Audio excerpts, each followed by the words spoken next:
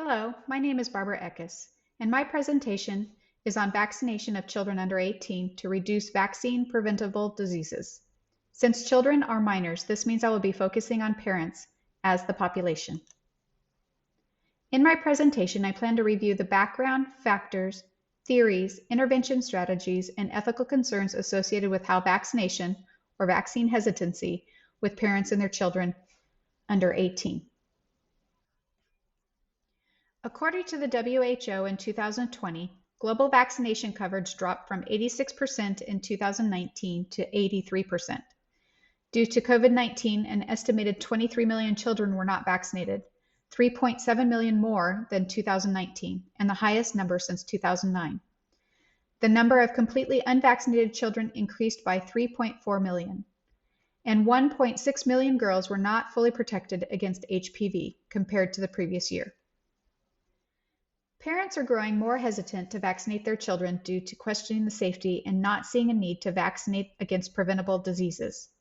Let's start with defining that vaccine hesitancy is the delay or refusal of vaccination. Vaccine hesitancy affects 25 to 30% of parents. It also has been a hot topic during this COVID-19 pandemic, and while most parents vaccinate their children, the number of parents delaying or refusing vaccination is increasing. Vaccines prevent 2.5 million deaths among children under 5 each year, and 1 in 5 children die every 20 seconds from preventable deaths. It is vitally important to increase the health protective behavior of vaccination, as this directly protects children, but it also indirectly impacts the community by providing herd immunity and thereby reducing transmission of preventable diseases, which causes serious disease and death. Some considerations of the health problem. Vaccine hesitancy spans across different demographics and socioeconomic status and is related to complacency, convenience, and confidence. SAGE Working Group on Vaccine Hesitancy says that complacency exists when perceived risks are low and vaccination is not deemed a necessary preventative action. So in weighing the risks of vaccination to the disease, then they lean toward vaccination risks being higher than the disease risks. This could be related to parents not remembering or understanding to the severity of some of the preventable childhood diseases since prevalence has been low. There are also challenges associated with parents having confidence in the vaccine's safety and efficacy, trust in healthcare workers, and in the governing body associated with vaccine approvals. Lastly, there are some social inequities that fall under physical availability, affordability, willingness to pay, geographical accessibility, language, and health literacy. In my research, I found that social determinants of vaccination within medium to high income countries tended to be vaccine safety concerns, information, misinformation, religious, cultural, personal beliefs, immigration, lack of education, urban versus rural, alternative medicine, and financial factors. The social ecological model is a framework that allows for consideration of the interplay between individual, interdependence of, and across all levels of the health problem. Each level of influence can affect health behavior while taking into consideration that people both influence and are influenced by those around them, and allows for a multi-level intervention. One of the interesting findings in my research is that vaccine hesitancy doesn't seem to follow a consistent pattern of risk factors. Risk and socioeconomic factors for parental vaccine hesitancy varied considerably between studies, which is consistent with the complex nature previously mentioned. This could be based on the type of vaccine, disease severity, location, time, etc. As you can see with study number 1, some of the risk factors were younger married mothers, higher education and age, English speaking, higher household income, and race was not a determinant. This could be associated with the fact that they could not recall the diseases or may emphasize clean lifestyles. In study number 2, some of the risk factors were lower education level, poverty, poorer child health, lived in Western United States, was first born in preschool, unmarried household, many children, and non-Hispanic Black. However, There was some consistency related to protective factors, which included social influence, increased knowledge, higher income, Caucasian, social norms, well child visits, and healthcare provider trust. This implies that vaccine uptake is influenced widely by many issues associated with accessibility, attitudes, awareness, beliefs, conspiracy, cultural and political beliefs, benefits, education, logistics, knowledge, media coverage, severity, susceptibility, social norms, risk, and self-efficacy. It will be important to address these issues when designing an intervention. I now would like to speak about 3 of the behavioral health theories I researched. The first being Precaution Adoption Process Model, PAPM, which utilizes a principle that individuals pass through a sequence of stages before ultimately achieving sustainable behavior change. The constructs of PAPM include unaware of the issue, unengaged by the issue, deciding about acting, deciding not to act, deciding to act, acting, and maintenance.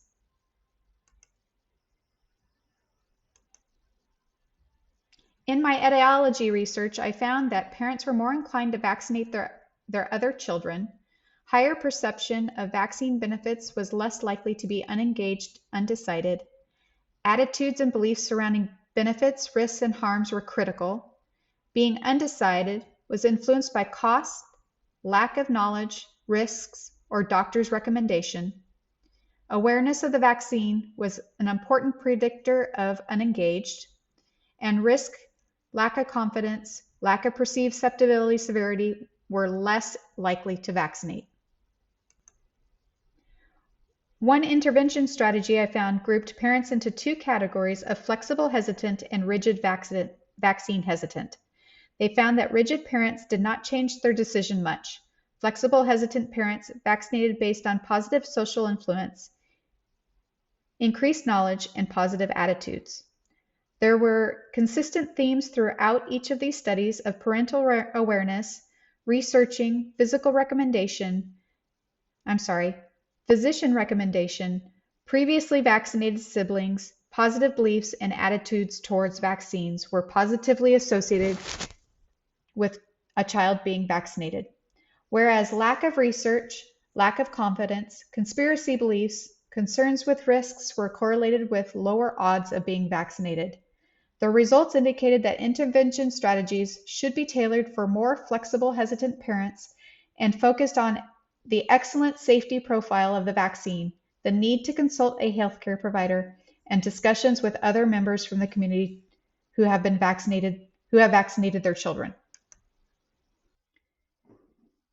The second theory I'd like to discuss is the health belief model, which uses the constructs of perceived severity and susceptibility, which translates to perceived threat.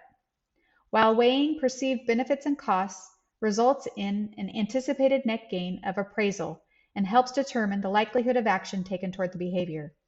Cues to action is a reminder or event that calls the person to act on the behavior. In this etological study, Hilliard et al. Found that cues to action equated to parental acceptance plus positive association with evaluating costs, benefits, and self-efficacy. Costs and benefits were evaluated lower. However, Blacks and Hispanics were more concerned than whites with vaccine risks and adverse effects. Those who perceived costs with perceived risk plus limited efficacy or financial risk were not likely to be vaccinated. Cues to action included worry, perceived membership to a priority group, social influence, media coverage, and public health. In the intervention that utilized HBM, Choi et al. Educated 639 participants on vaccinated their children. 105 parents reported they would not vaccinate. Drivers to vaccinate were increased risk, serious and highly contagious disease, along with vaccine being safe and effective at prevention. There was a significant difference in agreement scores after attending the education session from 83% to almost 91% after intervention. However, again, they saw that the intervention did not significantly change unfavorable opinions about vaccination. However, of those 105 parents that reportedly would not vaccinate, 46 agreed after this session. This emphasizes if applied correctly, HBM can impact outcomes. The third and last theory I would like to discuss is social cognitive theory, SCT, is one of the most widely used theories using the constructs of knowledge, perceived self-efficacy, outcome expectations, goal formation, and socio-structural factors, which asserts the environment and the personal characteristics of the individual interact with behavior in a reciprocal fashion by observing others, imitating their behavior, and reinforced by outcomes. In my research, I found there was a positive association for parents vaccinating if they have easy access to vaccines, with providers focusing on prevention, benefits, and vaccine safety. It was also stated to reduce parental vaccine hesitancy interventions, it would be important to address self-efficacy, outcome expectations, and confidence in vaccine safety with providers to help communicate more effectively with vaccine-hesitant parents. Within the SCT interventions, I found that parents rely on healthcare providers to educate, support, and help guide them to vaccinate their children, and found that parents were more likely to vaccinate if they had knowledge, high self-efficacy, positive outcome expectations, and done vicarious learning, had support from healthcare workers, along with high social capital. The P3 model included the patient-provider practice using social cognitive theory to improve preventative care and increase vaccine uptake. The goal was to encourage establishing a preventative immunization champion in the practice, create consistent preventative promotion and patient contact, include relevant training for clinical staff, tailor patient education programs to increase knowledge, perceive self-efficacy, outcome expectations, and build goal formations. This strategy seemed to create positive environment for increasing uptake. These studies support how SCT can be used to address parental barriers and increase vaccine uptake by giving healthcare provider tools to increase confidence in vaccine efficacy and safety, provide plenty of opportunities during visits, and focus on prevention strategies. However, it is important that intervention strategies address the issues for healthcare providers to need to provide support to vaccinate and increase provider perceptions, self-efficacy, and reduce perceived barriers.